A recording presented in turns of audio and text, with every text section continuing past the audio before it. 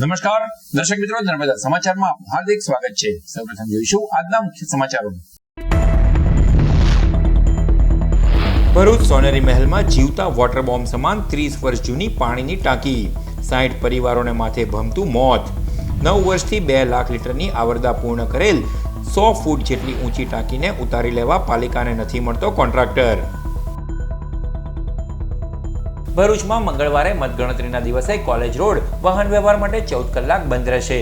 ABC સર્કલથી Narmada મૈયા bridge પર જવા આવવા નાના વાહનોને ડાયવર્ઝન અપાયું। અંકલેશ્વરના ઉમરવાડા માર્ગ ઉપર આવેલ દારૂલ ઉલુમમાંથી ગેરકાયદેસર ગૌ કતલખાનું ઝડપાયું। અંકલેશ્વર એ ડિવિઝન પોલીસે સ્થળ પરથી 165 કિલો ગૌમાંસ અને ગાયના અવશેષો કબજે કર્યા। અંકલેશ્વર જીઆઈડીસીમાં આવેલ સુદામા એસ્ટેટમાં તસ્કરોએ ગોડાઉનને નિશાન બનાવ્યું। તસ્કરો બંધ ગોડાઉનને તોડી કલરની ડોલ અને વેલ્ડિંગ મશીન મળી કુલ 1.18 લાખની ચોરી કરી ફરાર।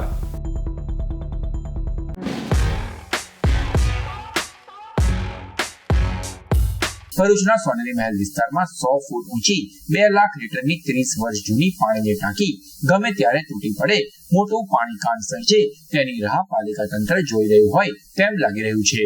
રાજકોટના ટીઆરપી ગેમ ઝોન અગ્નિકાંડ બાદ ભરૂચમાં પાણીકાંડની હોનારત સર્જાઈ શકે તેવી ભયાનક વોટર બોમ્બ સમાન ટાંકીના દ્રશ્યો સામે આવ્યા છે।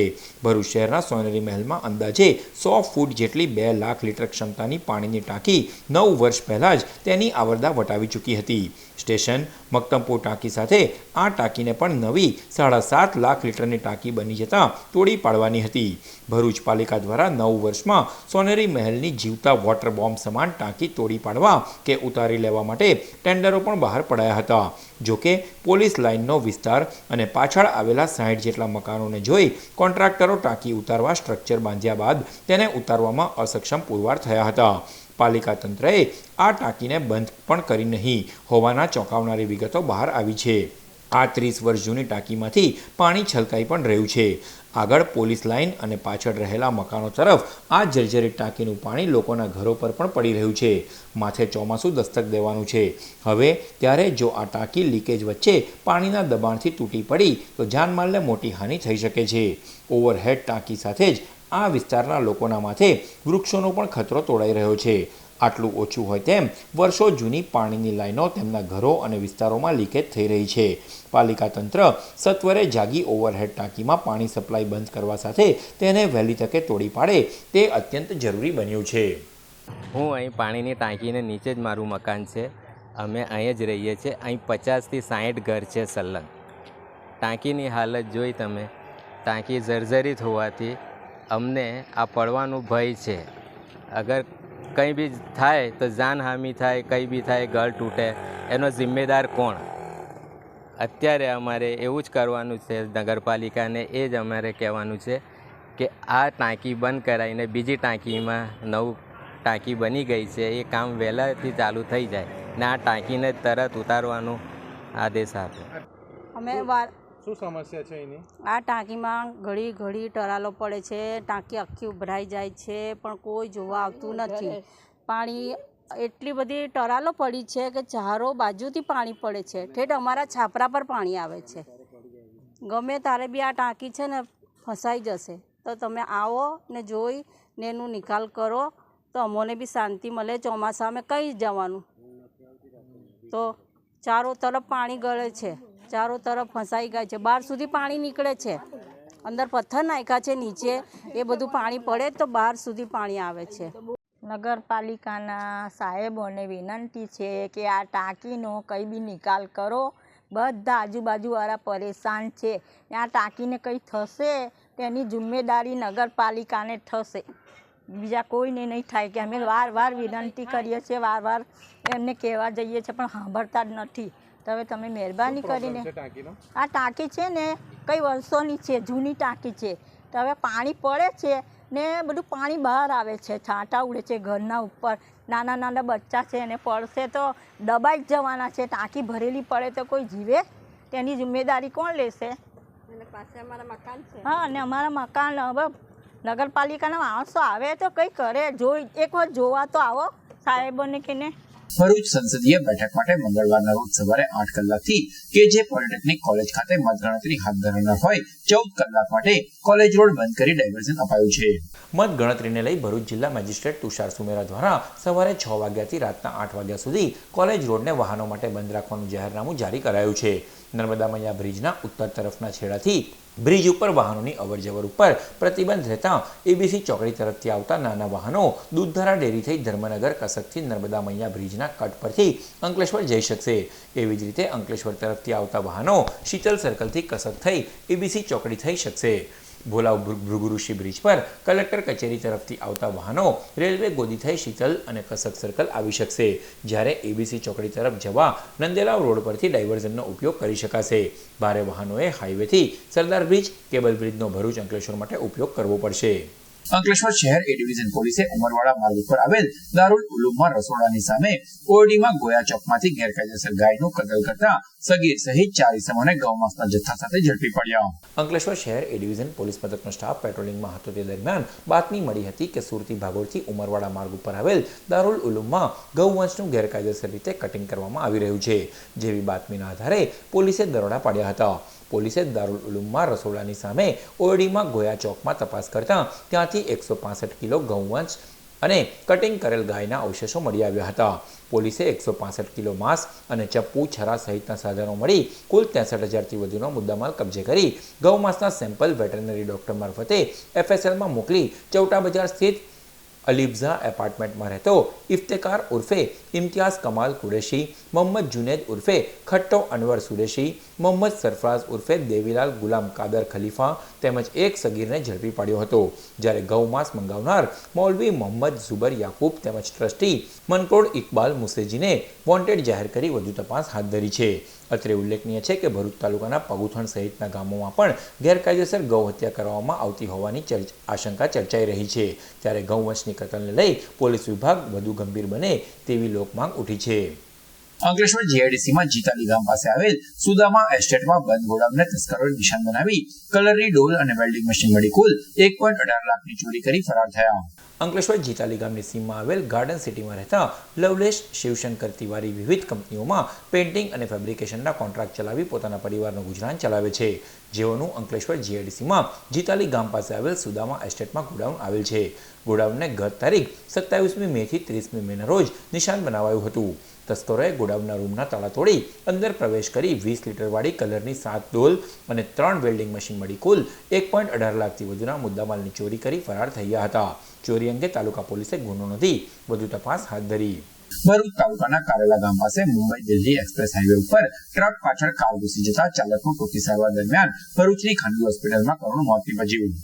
કીમની ક્રિષ્ના રેસિડેન્સીમાં રહેતા ગણેશકુમાર નેમારામ ચૌધરીના ભાઈ Kaluram Lugaram Chaudhary Swift Dzire car number MH43BA 2721 લઈ પત્ની અને અન્ય વ્યક્તિ સાથે રાજસ્થાનથી મુંબઈ ખાતે જવા નીકળ્યા હતા. તે દરમિયાન ભરૂચ તાલુકાના કારેલા ગામ પાસે મુંબઈ દિલ્હી એક્સપ્રેસ હાઈવે ઉપર પૂરપાટ ઝડપે દોડતી કાર આગળ ચાલતી ટ્રક સાથે ભટકાતા અકસ્માત સર્જાયો હતો.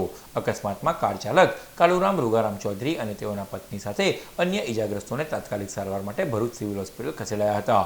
જ્યાં કાર ચાલકની તબિયત વધુ ગંભીર જણાતા તેઓને વધુ સારવાર માટે ભરૂચની ખાનગી હોસ્પિટલ ખસેડવામાં આવ્યા હતા. જ્યાં તેઓનું ટૂંકી સારવાર દરમિયાન કરુણ મોત નીપજ્યું. અકસ્માત અંગે ભરૂચ તાલુકા પોલીસે ગુનો નોંધી વધુ તપાસ હાથ ધરી છે. અંકલેશ્વર જીઆઈડીસીમાંથી પસાર થતી નહેરમાં જોખમી રીતે બાળકો સ્નાન કરતા હોવાનો વિડીયો વાયરલ થયો. હાલ રાજકોટની ઘટના બાદ વહીવટીતંત્ર દ્વારા સેફટીને લઈ વિવિધ સ્થળે ચકાસણી કરવામાં આવી રહી છે. તેવામાં અંકલેશ્વર જીઆઈડીસીમાંથી ઉકઈ જમણા કાંઠાની પસાર થતી નહેરમાં વોખાટ કંપની પાસે જોખમી રીતે બાળકો સ્નાન કરતા હોવાનો વિડીયો વાયરલ થયો છે. કોઈ દુર્ઘટના બને તો જવાબદાર કોણ તેવા સવાલો ઊભા થયા છે. ત્યારે તંત્ર ખુલ્લી નહેરમાં જોખમી રીતે નહાવા પડતા લોકોને અટકાવવા માટે પગલાં ભરે તે અત્યંત જરૂરી છે. અંકલેશ્વરની ઝેનિથ સ્કૂલ ખાતે સર્વોદય વેલફેર ચેરિટેબલ ટ્રસ્ટ દ્વારા સમૂહ નિકાહનું આયોજન કરાયું. સર્વોદય વેલફેર ચેરિટેબલ ટ્રસ્ટ અને શબનમ હેલ્થ એન્ડ એજ્યુકેશન સાર્વજનિક ટ્રસ્ટ દ્વારા અંકલેશ્વરની ઝેનિથ સ્કૂલ ખાતે સમૂહ નિકાહનું આયોજન કરાયું. જેમાં સમાજના 9 જોડાઓએ નિકાહ કર્યા હતા. આ સમૂહ લગ્નોત્સવમાં આગેવાન બખ્તિયાર પટેલ, સઉદ શેખ, મોઇન બાવા, ગિયાસુદ્દીન કાઝી, જિયાઉદ્દીન બાવા અને ફારૂક શેખ, નઝમુદ્દીન શેખ તેમજ પરિવારજનો ઉપસ્થિત રહ્યા હતા. આજ રોજ સર્વોદય વેલફેર ચેરિટેબલ ટ્રસ્ટ અને શબનમ એજ્યુકેશન ટ્રસ્ટ દ્વારા સમૂહ લગ્નનું આયોજન કરવામાં આવ્યું હતું. એમાં 8 જેટલા જોડાયા, એ સમૂહ લગ્નમાં જોડાયા. એમાં એક એવો ડ્રો હતો કે જેના થકી એક ડ્રો કરેલો હતો. એમાં મક્કા મદીના ઉમરામાં મોકલવાના છે અને આ પ્રોગ્રામમાં જે લોકો અમને સાથ સહકાર આપ્યો એ લોકોનો અમે દિલથી આભાર માનીએ છીએ. ભરૂચ જિલ્લા મહિલા સમિતિ દ્વારા ભરૂચ રેલવે સ્ટેશન ખાતે રાજકોટ ગેમ ઝોનમાં બનેલ દુઃખદ ઘટનામાં દેવલોક પામેલ માસૂમ બાળકોને શ્રદ્ધાંજલિ અર્પણ કરાઈ.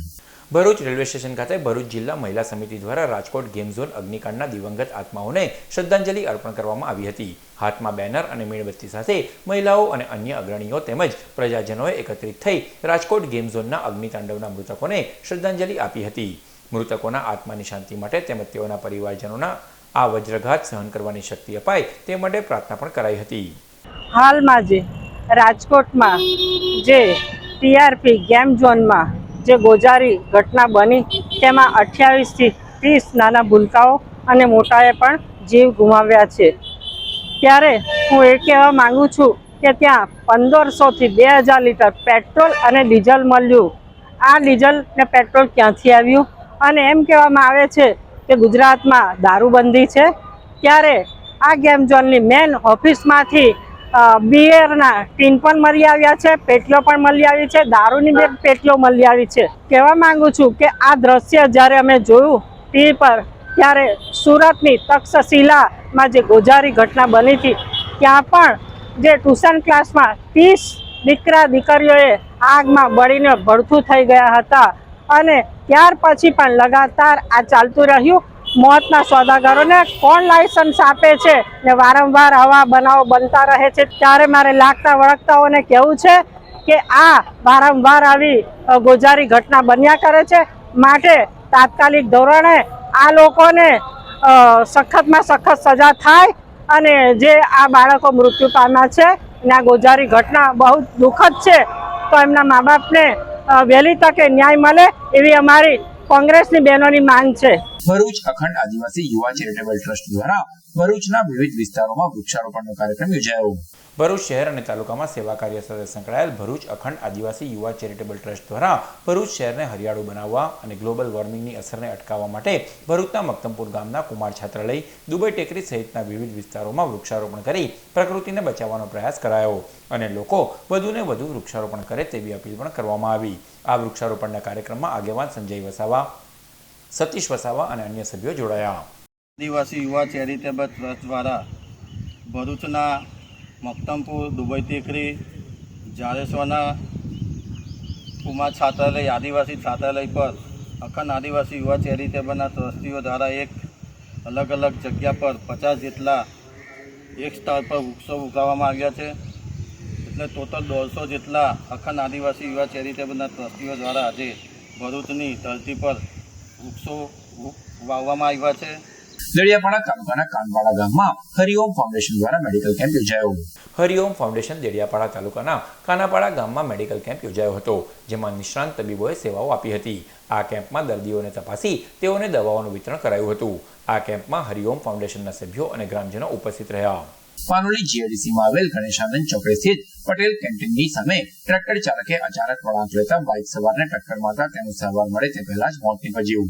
અંકલેશ્વરના સંજાલી ગામના સકાટા ચોકડી પાસે રહેતા ચંદ્ર પ્રતાપસિંહના મામા સંદીપસિંહ રામમુરતસિંહ ગત તારીખ 31મી મેના રોજ પોતાની બાઇક લઈ સંજાલી ગામના મહારાજાનગરથી ગણેશાનંદ ચોકડી તરફ જઈ રહ્યા હતા. દરમિયાન પાનોલી જીઆઈડીસીમાં આવેલ ગણેશાનંદ ચોકડી સ્થિત પટેલ કેન્ટીનની સામે બરફ ભરેલ ટ્રેક્ટર ચાલકે અચાનક ટ્રેક્ટર વળાવતા બાઇક ટ્રેલર સાથે ભટકાતા અકસ્માત સર્જાયો હતો. અકસ્માતમાં બાઇક સવાર સંદીપસિંહને ગંભીર ઇજાઓ પહોંચતા તેને સારવાર માટે ખરોડની વેલફેર હોસ્પિટલ ખસેડાયો હતો, જ્યાં હાજર તબીબે તેને તપાસી મૃત જાહેર કર્યો હતો. અકસ્માત અંગે પાનોલી પોલીસે ગુનો નોંધી વધુ તપાસ હાથ ધરી છે. ભરૂચ શહેરના 2 અલગ અલગ સ્થળોએથી જુગાર રમતા 8 જુગારીઓને 1.5 લાખના મુદ્દામાલ સાથે ઝડપી પડાયા. ભરૂચ શહેરમાં આવેલ ભીડભંજનની ખાડી હનુમાનજી મંદિરની પાછળ ખુલ્લી જગ્યામાં કેટલાક ઇસમો જુગાર રમી રહ્યા છે જેવી બાતમીના આધારે ભરૂચ શહેર એ ડિવિઝન પોલીસે દરોડા પાડ્યા હતા. પોલીસે સ્થળ પરથી રોકડા 4000 અને 2 મોપેડ તેમજ 5 મોબાઈલ ફોન મળી કુલ 1.10 લાખથી વધુનો મુદ્દામાલ કબજે કર્યો હતો અને ભીડભંજનની ખાડી હનુમાનજી મંદિર પાસે રહેતો રાજેશ નગીન વસાવા, રાહુલ મહેશ વસાવા, કરણ ચતુર ઠાકોર, હાતિમ અયુબ નમકવાલા, શાંતિ ભટ્ટુ વસાવા તેમજ દીપક જયસિંહ વસાવાને ઝડપી પાડ્યા હતા. જ્યારે ભરૂચ એલસીબીનો સ્ટાફ પેટ્રોલિંગમાં હતો તે દરમિયાન બાતમી મળી હતી કે નન્નુમિયા નાળા પાસે વરલી મટકાનો જુગાર રમાઈ રહ્યો છે, જેવી બાતમીના આધારે પોલીસે દરોડા પાડ્યા હતા. પોલીસે સ્થળ પરથી રોકડા અને 2 ફોન તેમજ એક્ટિવા મળી કુલ 44,000થી વધુના મુદ્દામાલ કબજે કર્યો હતો. સમાચાર પૂર્ણ કરતા પહેલા મુખ્ય સમાચારો પર ફરી એક નજર. ભરૂચ સોનેરી મહેલમાં જીવતા વોટર બોમ્બ સમાન 30 વર્ષ જૂની પાણીની ટાંકી, 60 પરિવારોને માથે ભમતું મોત. 9 વર્ષથી 2 લાખ લીટરની આવરદા પૂર્ણ કરેલ 100 ફૂટ જેટલી ઊંચી ટાંકીને ઉતારી લેવા પાલિકાને નથી મળતો કોન્ટ્રાક્ટર.